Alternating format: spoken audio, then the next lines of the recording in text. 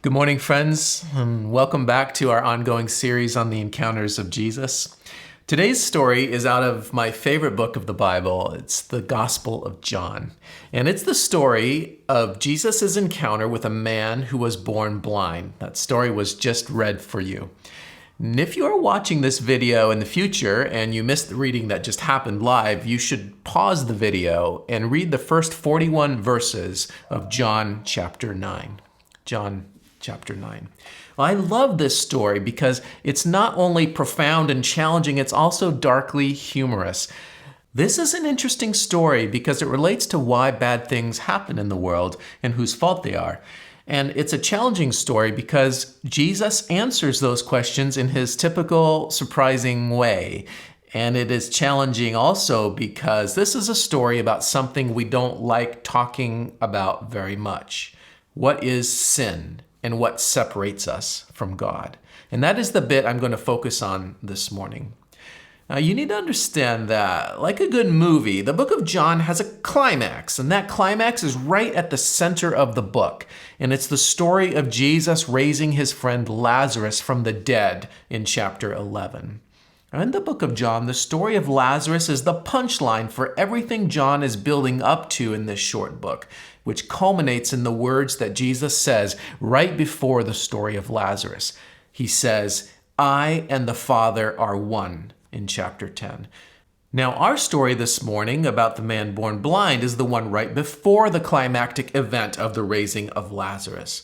And in fact, our story is the one John chooses to sandwich between the two great statements that Jesus makes about himself right at the center of the book and right before the climactic moment when Jesus raises Lazarus from the dead. In the first, right before our story of the man born blind, Jesus says to the Pharisees, "Before Abraham was, I am." And in both cases, just before and just after our story, the Jews pick up stones to kill him because of these words. This is like the music in the movie telling you there is about to be a big reveal. In the book of John, the story of the man born blind is the swelling music telling you something big is about to happen. I just wanted you to see that the story of the man born blind and the story of the raising of Lazarus are linked, and they are connected by a running battle over a simple question. Who are you, Jesus? Now, this is a long story full of tension and humor and hypocrisy. Now, I'm going to focus on the first part. John chapter 9, starting verse 1. "And as he, being Jesus, passed by, he saw a man blind from birth. And his disciples asked him, 'Rabbi, who sinned, this man or his parents, that he was born blind?' And Jesus answered, 'It was not that this man sinned or his parents, but that the works of God might be displayed in him. We must work the works of him who sent me while it is day. Night is coming when no one can work. As long as I am in the world, I am the light of the world.'" Now, this story in John serves many of the same purposes in this book as the story of the paralytic man lowered through the roof did for Matthew in Matthew chapter 9. We studied that story earlier in our series, and you can check our church's YouTube channel if you want to compare them. The key idea is an extremely unpopular one to talk about in modern culture, and it is this. You cannot get to grips with who Jesus is without having a discussion about suffering and sin. And when we do get down to the unappetizing business of talking about suffering, we naturally begin asking whose fault it is. Now, it's fascinating to me that both in Matthew with the paralyzed man and here in John with the blind man, two watershed stories about who Jesus is and why he came, both chose to deal with the issue of suffering and sin by picking stories of men who have not committed any offenses. This is obnoxious to us today because it means that evil is something more profound than simply the result of doing bad things. This story illustrates the fact that the things that separate us from God are more than skin deep. They are a stain a tattoo, something that gets passed down through the bloodline. And that is one way the Jews understood what it meant to be defiled. But if being defiled had spiritual consequences, surely someone must be to blame. We may have trouble today understanding what a big deal defilement was to the ancient Jews. But the question, who is at fault, is every bit as important to us as it was to them. And that is the problem of the story, which Jesus is going to turn on its head. Defilement is a strong word in English, and not one we use all that often. Unfortunately, it still doesn't carry the power that it held over Jews at the time of Jesus. To the people writing and reading the Bible, defilement certainly encompassed the private emotional brokenness associated with a personal sense of uncleanness, no matter how it came to make its appearance. But this was not their first concern. They were concerned with uncleanness because it defined the very thing Jesus came to bridge: distance from God. To be unclean was not only a condition of being, it was a condition that shut the gates of the temple where you could meet God. And it seems so unfair to us moderns that a physical deformity could be associated with being banished from God's presence. And we simply don't see this gripping aspect of uncleanness when we read the Bible. But it is a far better picture of the penetrating nature of sin than speaking only of bad behavior.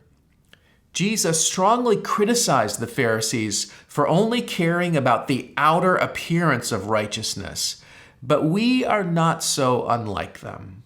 That is why this story is such a hard teaching. If we understood that sin is bigger than we think it is, we would also believe that the good news is even better than we thought. Let me paint for you a picture of the connection between defilement and separation. The Spaniards of colonial Latin America created an elaborate labeling system to describe the children of Spanish immigrants who had relations with Native Americans. In colonial Latin America, large painted wood panels were hung in the government houses that described in great detail the dozens of ancestral combinations that measured the blood mix between Spanish and Indian for the new generations of Americans. And you can see an example of one of these in the Museo de las Americas in Madrid. Even the colonial clerks could not keep track of the value of the people that they were governing without a chart. It was a grading scale that ran the spectrum from slave to free, ruler to ruled, unclean to clean. And it's one of the most sophisticated examples of racial profiling ever created. And similarly, Jewish uncleanness was also tied to states of being, some temporary and others permanent, and sometimes even to a physical ideal. And in the same way that sacrificial animals were to be unblemished, so too were the priests who ministered in the temple. And this fact was even used in political jockeying for power. And we have examples of candidates for high priest who were kidnapped by rivals and had their big toes cut off, permanently disqualifying them from standing before God in the Holy of Holies. Defilement comes with a sense of distance from God over which you have no control. And for the Jews at the time of Jesus, distance from God and distance from the community of God were inseparably linked ideas. They did not compartmentalize their lives by creating religious and secular mental boxes that they hopped between the way that we do today. The way we divide our mindscape would have been utterly foreign to them, as it continues to be today in places like the Muslim world. And this distance is powerfully represented by the increasing levels of purity required to travel through the temple towards the Holy of Holies. It wasn't just being in or out. Non-Jews were not just out because they were non-believers. They were out because of who they were. And simply spending time with one could render a good Jew spiritually unclean and disqualified from worship. The Jewish mind was structured around how close you were qualified to get to the Holy of Holies. And while a sense of uncleanness for us is integrally linked with personal defilement, uncleanness in biblical times was first and foremost a disqualification from standing before God, and it was a very public thing. And our blind man was born to something far worse than blindness. In the eyes of his peers, he was born to separation from God. The concentric circles of divine acceptance that rippled out from the Holy of Holies in the temple, filtered by ancestry, by belief, by gender, and by ceremonial cleanness, until only one person was left standing, a physically undefiled male high priest who himself could stand before the Lord but once a year. Many additional things could trigger uncleanness, and most of them were not related to what we would consider bad behavior. Congenital deformity, a skin condition, having your period, or eating the wrong thing, all could disqualify you from entering into the presence of God. And much of the Old Testament law is dedicated to uncleanness and its resolution. The key idea is that the identifiable problem on every Jew's mind in antiquity was not, first and foremost, a sense of guilt for which they were in search of forgiveness. It was whether they could even get in the door to seek forgiveness in the first place. And it was solving the crushing consequence of sin, the twin problems of separation from God and from his community that was on everyone's mind and shaped the assumptions and fears of everyday life. And this is why, as Jesus passes a blind beggar on the road, the disciples channel the common wisdom of the day and ask a question that was on everyone's mind. Rabbi, who sinned, this man or his parents, that he was born blind? And the disciples are just giving voice to the national assumption. Physical brokenness resulting in exclusion from spiritual community must naturally result from hidden sin. It's the only way to make sense of a state of being that excludes you from the presence of God in the temple. Being born blind is a conundrum that reminds me of today's efforts to understand predestination.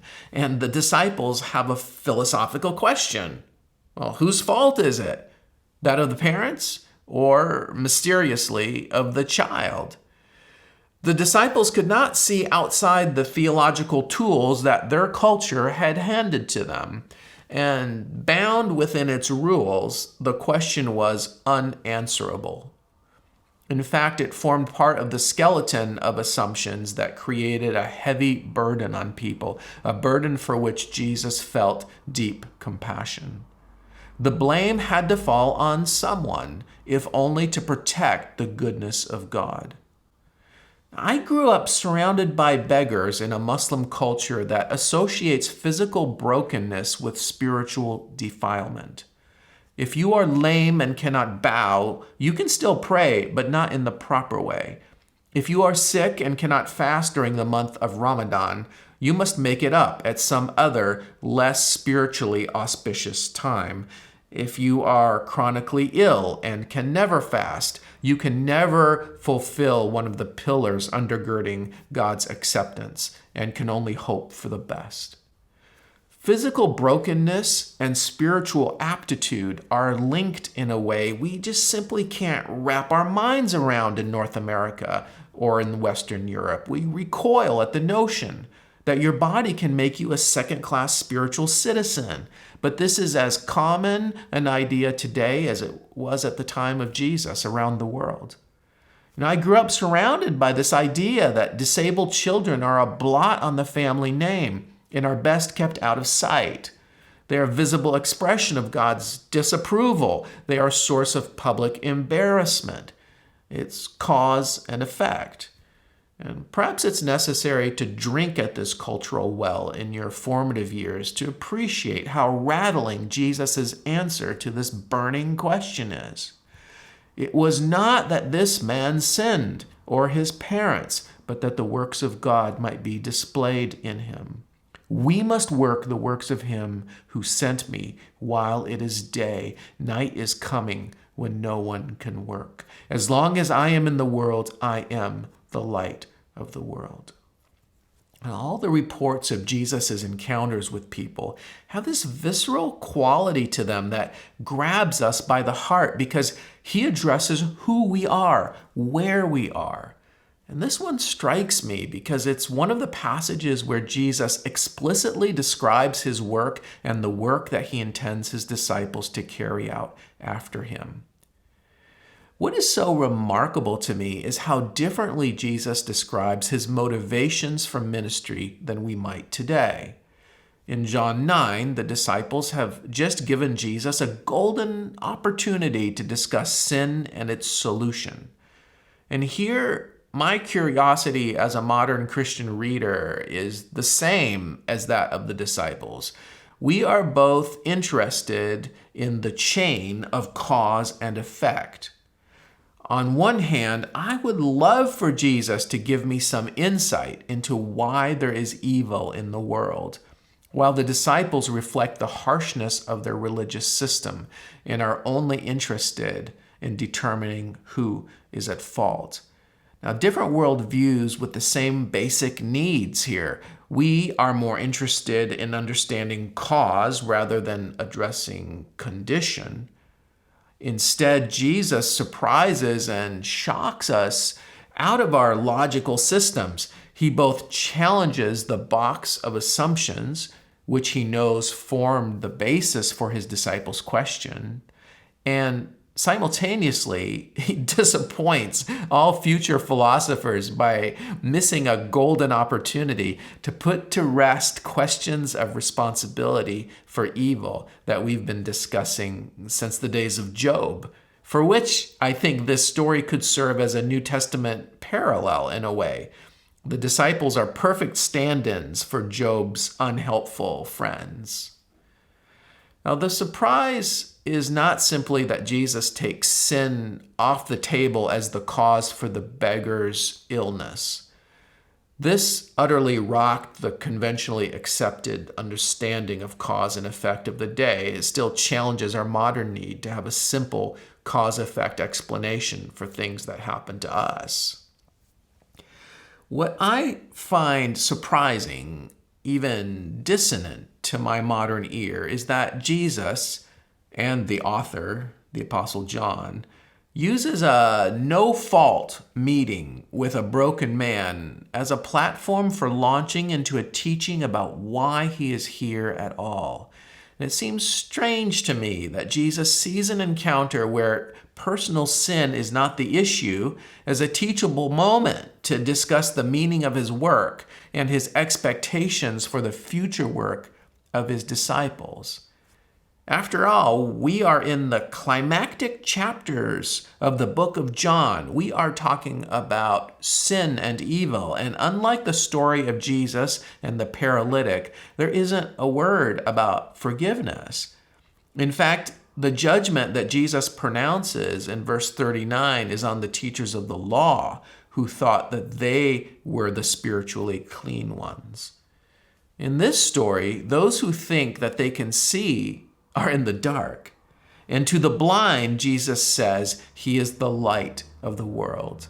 And he uses an encounter with a blind man to teach and model what he claims are the works of his kingdom.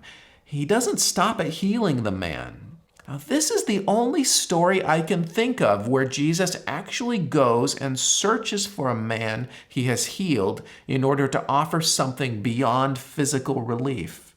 We read in verse 35, Jesus heard that they had cast him out, and having found him, he said, "Do you believe in the Son of Man?" And he answered, "And who is he, sir, that I may believe in him?"